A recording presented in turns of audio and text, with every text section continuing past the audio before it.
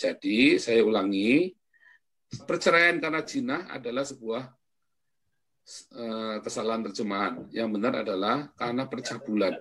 Tetapi begitu bilang zina, maka yang dimaksud adalah moikau, artinya selingkuh. Ada yang resmi, tapi dia ambil yang lain yang nggak resmi, gitu ya. Kita harus ngerti dulu ini nih. Jadi Anda tidak boleh sekalipun dia moikau, Anda nggak boleh, karena di sini adalah pornea. Mengapa? Karena di ayat lain kita lihat kata pornea ini sebuah kata dari fornication, tindakan yang berhubungan dengan seksual yang tidak senonoh, tetapi tidak selalu karena zina, karena apapun. Nah, sekarang kita balik. Lihat ya, kita ulangi lagi di Matius 5 ayat 27. Kamu telah mendengar, jangan berzina. Jangan berzina. Tetapi aku berkata kepadamu, setiap orang yang memandang perempuan serta menginginkannya, maka dia sudah berzina. Kata di sini dari kata moikau. Dilarang moikau. Nggak boleh moikau. Bukan nggak boleh pornea loh. Kamu telah mendengar firman, jangan moikau. Di dalam hatinya, moikau. Ya, orang kepengin ngeliat perempuan, terus dia kepengin, dia sudah moikau. Nah, ini lagi cerita suami istri, terus dia atau dia seorang laki-laki, dia ngelihat istrinya orang lain. Perempuan di sini, nanti kalau kita lihat di dalam Keluaran 20 ayat 17, itu adalah miliknya orang lain. Nah, kalau kita mengingininya, ya tadi dengan epistemi tadi, dengan desire, dengan hawa nafsu, maka kita sudah moikau, berzina di dalam hati kita. Pornea itu salah satunya adalah moikau, selain pornografi, porno aksi, pedofilia, ya homoseksual, termasuk juga perselingkuhan, termasuk moikau di dalam pornea. Coba kita lihat, ya kita nggak boleh moikau. Epitumeo tadi ya, menginginkan di dalam hatinya, itu sudah moikau kita. Moikau ya. Kata moikau artinya man married woman ya. Tindakan adultery seksual ya, yang berkaitan dengan seksual antara seorang laki-laki dengan wanita yang sudah beristri, atau wanita yang sudah bersuami atau lelaki yang sudah beristri.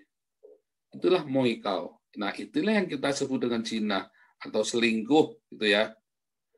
Nah, ini bedakan dengan cabul. Nah, kalau pornea tadi kita bilang cabul. Jadi ada kita sekarang masuk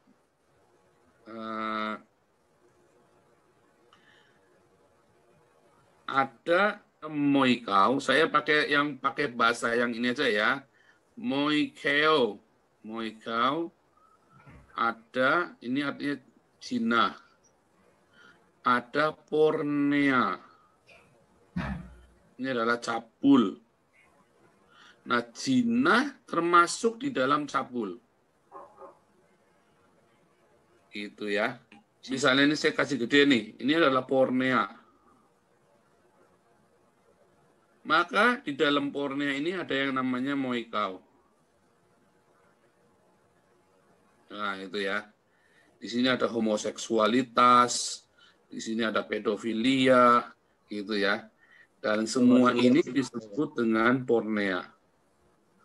Semua tindakan-tindakan yang tidak senonoh itu termasuk dalam pornea. Kalau di dalam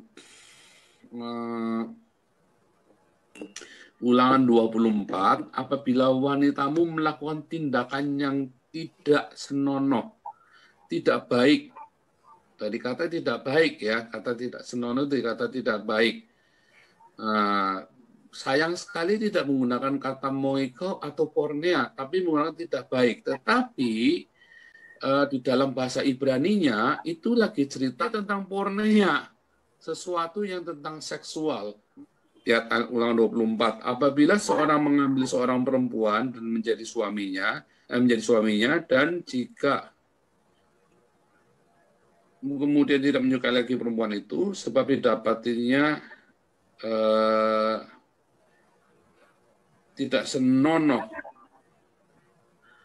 Lalu ia menulis surat cerai dan menyerahkan ke tangan perempuan itu sesudah menyuruh dia pergi ke rumahnya. Nah, kata tidak senonoh itu sayang bukan dari kata pornea, tetapi dia menggunakan sabin auto enantion auto oti auto dari kata askimon, ya, dari kata askemon.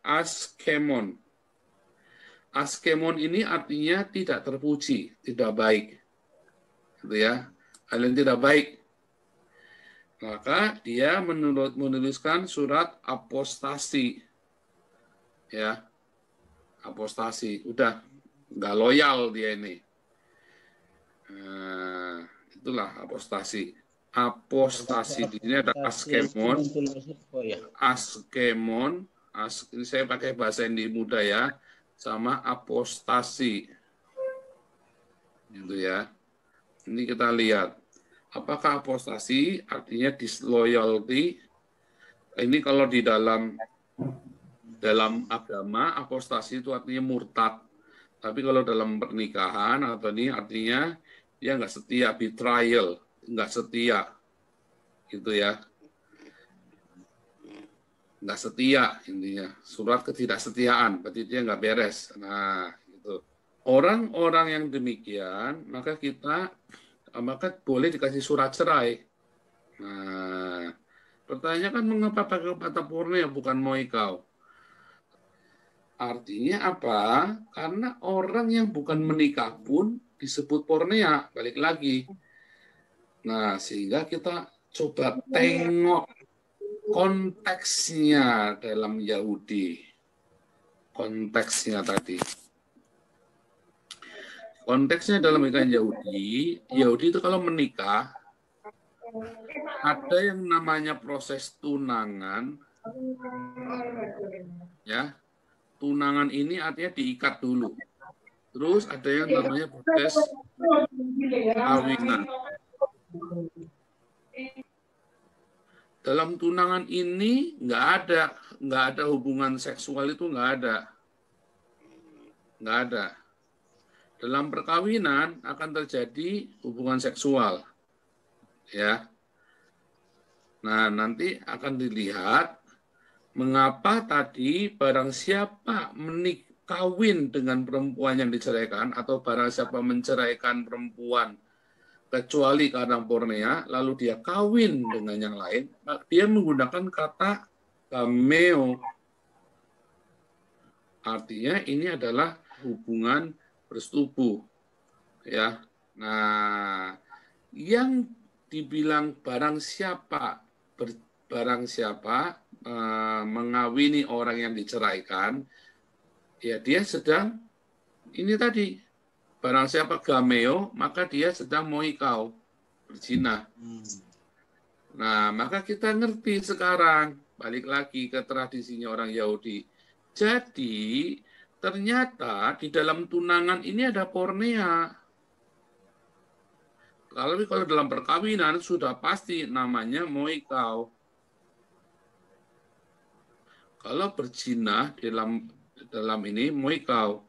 Kalau dalam tunangan namanya pornea. Karena tidak dibilang moikau, bilangnya pornea. Artinya bisa jadi dalam tunangan ini mereka belum melakukan gameo, berhubungan seks, tapi ternyata dia sudah sama orang lain.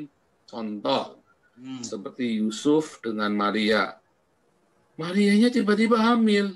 Nah, Yusufnya mau menceraikan dengan diam-diam.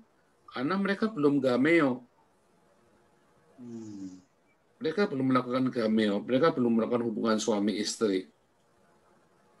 Nah, di dalam pernikahan ketika mereka sudah melakukan ini, maka bukan disebut pornea, tapi disebut moikau, perzinahan. Yaitu karena si Yusuf sama Maria sudah gameo dan sudah lakukan gamos tadi, ada ikatan, ya, bukan cuma pertunangan, tapi adalah sebuah ikatan untuk berhubungan, untuk diizinkan secara adat untuk berhubungan seks tanpa mereka harus takut dirajam batu. Kalau waktu mereka masih tunangan, terus mereka berhubungan seks, itu mereka akan bisa dikenakan sanksi kalau mereka nggak meneruskannya menjadi sebuah perkawinan. Begitu ya. Nah, jadi kata tadi boleh diizinkan kecuali karena pornea, artinya mereka masih tunangan. Kalau kamu masih tunangan, kamu boleh putus sama tunanganmu. Kalau kamu sudah menikah, ada suratnya, semua lengkap, dan kamu sudah berhubungan seks, bahkan udah punya anak, kamu nggak boleh. Nggak boleh cerai. Bahkan ketika pasanganmu berzina. Kalau kamu masih tunangan, boleh. Karena kan kamu belum berhubungan seks dengan istrimu. Tapi kalau kamu sudah menikah dan kamu berhubungan seks dengan istrimu, lalu istrimu berzina, kamu nggak boleh ceraikan dia. Nah, itu. Tunangan, saya kasih ringkasan. Tunangan, kemudian boleh putus. Boleh putus. Tapi kalau sudah nikah, tidak boleh cerai. Nah, bahasanya begitu sekarang. Kita sederhanakan bahasanya dari sekian panjang penjelasan tadi.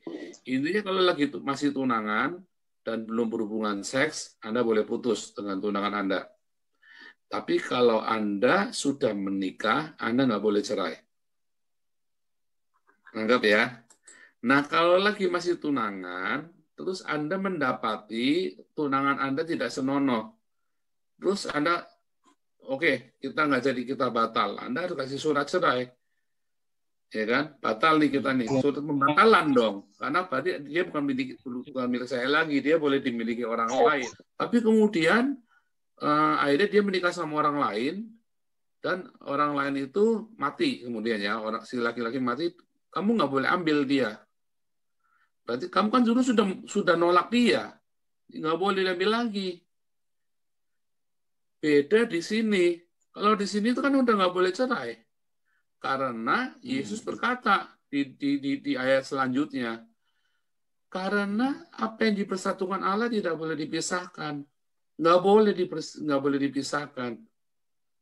Ini begitu dia sudah menjadi satu daging, ya, secara resmi, secara legal, ya, secara suci, secara kudus, ya, satu daging dengan kudus, maka nggak boleh dipisahkan. Kalau dia dipisahkan, berarti kita sedang melawan Allah. Jadi, saudaraku harus hati-hati dengan definisi-definisi ini.